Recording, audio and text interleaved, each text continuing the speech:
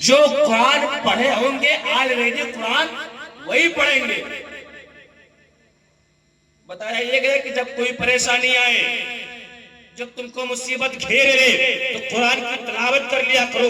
جب تم قرآن کی تلاوت کیا کرو گے تو تمہارے گھر میں اگر کوئی بلا آنے والی ہوگی تو وہ بلا دور ہو جائے گی. اگر کوئی آفت آنے والی ہوگی تو وہ آفت دور ہو جائے گی. اس لیے کہ جہاں پر خدا کا ذکر ہوتا ہے شیطان وہاں پر نہیں آتا ہے. جہاں پر خدا کا ذکر ہوتا ہے وہاں پر رب کی رحمتیں جھم برسا کرتی ہے. اس لیے برسا کرتی ہے کہ جہاں ذکر حبیب ہوتا ہے خود خدا قریب ہوتا ہے. اور ایسی محفل میں بیٹھنے والا آدمی بہت ہی خوش نصیب. ماشاءاللہ ماشاءاللہ سبحان اللہ. حق ہے حق ہے. بیٹھنے والا آدمی بہت ہی خوش نصیب ہوتا ہے. سبحان اللہ. بتایا کیا گیا جب کوئی مصیبت آئے کوئی پریشانی آئے تو قرآن کھول کر کے پڑھ لیا کرو، وہ آفت دور ہو جائے. لیکن ہم نے الٹا کر دیا، معاملہ الٹا. ہم قرآن پڑھتے کب ہیں؟ جب دادا مریں گے تب، ابا کا تیجا آئے گا تب، دادی مرنے والی ہوں گی، روح اٹکی رہے گی گلے میں. اکبر بھائی امام صاحب کو پکڑ لاؤ، سورہ یاسین پڑھتے پھٹ سے ان کی روح نکل جائے. نکل جائے. حق ہے بے شک بے شک. صحیح ہے. قرآن گھر والے دیتے ہیں کہ میری بیٹی سسرال میں جائے گی قرآن کی تلاوت کرے گی، قرآن کو پڑھے گی، لیکن وہ بہو کم مرے گی. کب پڑھے گی؟ جب ساس کا انتقال ہوگا تب، سسر کا انتقال ہوگا تب وہ قرآن کو کھولے گی. اور پھر پتا ہے بابو بھائی وہ گن گن کے 8 قرآن 10 قرآن 40,000 کلمہ 2,000 کلمہ 10,000 کلمہ یہ اس طریقے سے ڈھیر لگائے گی اور لے جا کر کے لفافہ امام صاحب کو پیش کر دی. فلاں کی بہو نے اتنا سارا پڑھ دیا. بے شک حق ہے حق ہے. پہلے ہی مان کر کے بیٹھے تھے کہ ہم پڑھیں گے تو ایک ساتھ پڑھیں گے جب سسر میری جائے گی تب.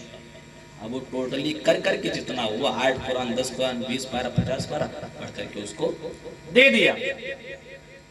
قرآن کو اگر آپ پڑھو گے تو آپ کے گھر میں بلائیں نہیں آئیں گی، خدا کی رحمتیں آئیں گی. تو اسی لیے کہا گیا ہے کہ قرآن کو پڑھ لیا کرو. اگر قرآن کو پڑھنا نہیں آتا ہے تو وضو بناؤ، غسل کرنے کے بعد میں کم از کم قرآن کو کھول کر کے دیکھ لیا کرو. اللہ آپ کو اس کا بھی ثواب دے گا.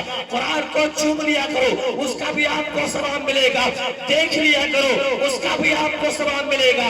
اسی قرآن میں رب قدیر نے ارشاد فرمایا ہے وَعَمَّا بِنِعْمَتِ رَبِّكَ فَحَدِّثْ. اے لوگو اپنے رب کی نعمتوں کا خوب خوب چرچا کرو.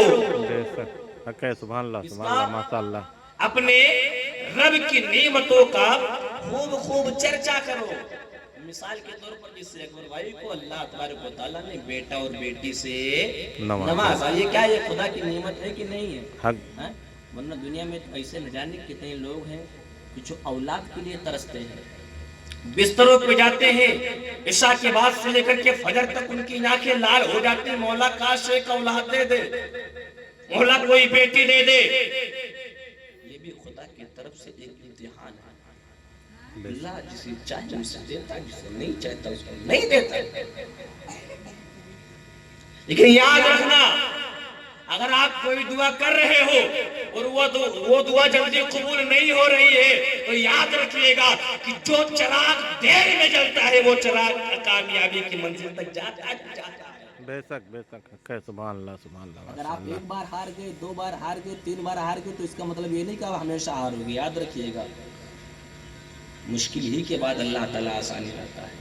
یہ رات ہوئی ہے، اب رات اگر آئے گی تبھی صبح ہوگا. بے شک بے شک. اب اگر آپ 24 گھنٹہ ہنستے ہی رہو تو بتاؤ غم کیسے ہوتا ہے آپ پتا پاؤ گے. ہم روزانہ آپ کو بکرا کھلاتے رہیں تو آپ مرغی کا سواد پاؤ گے؟ نہیں. اس لیے زندگی ہے مشکل وقت اور اچھا وقت